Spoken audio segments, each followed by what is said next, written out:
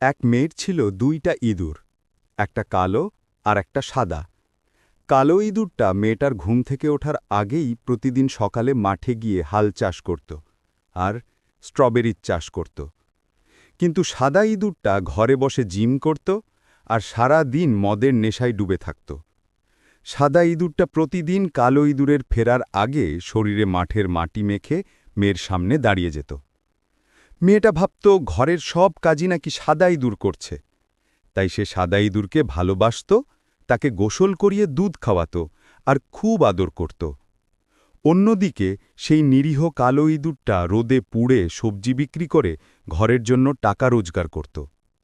একদিন মেয়েটা তার পায়ের হাড় দেখাতে ডাক্তারের কাছে গেল। এই সুযোগে সাদা ইঁদুরটা পুরো বাড়িটাই বিক্রি করে টাকা নিয়ে পালিয়ে গেল। সন্ধ্যায় মেয়েটা বাড়ি ফিরে দেখে তাকে ধাক্কা মেরে বের করে দেওয়া হচ্ছে।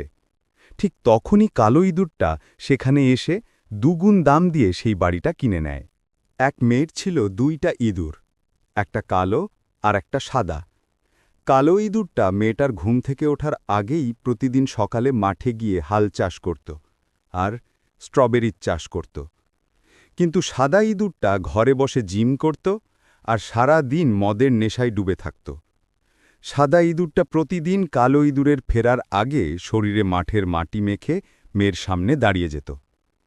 মেয়েটা ভাবত ঘরের সব কাজই নাকি সাদা ইঁদুর করছে, তাই সে সাদা ইঁদুরকে ভালোবাসত, তাকে গোসল করিয়ে দুধ খাওয়াত আর খুব আদর করত। অন্যদিকে সেই নিরীহ কালো ইঁদুরটা রোদে পুড়ে সবজি বিক্রি করে ঘরের জন্য টাকা রোজগার করত। একদিন মেয়েটা তার পায়ের হাড় দেখাতে ডাক্তারের কাছে গেল।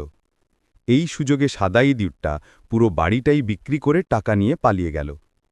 সন্ধ্যায় মেয়েটা বাড়ি ফিরে দেখে তাকে ধাক্কা মেরে বের করে দেওয়া হচ্ছে।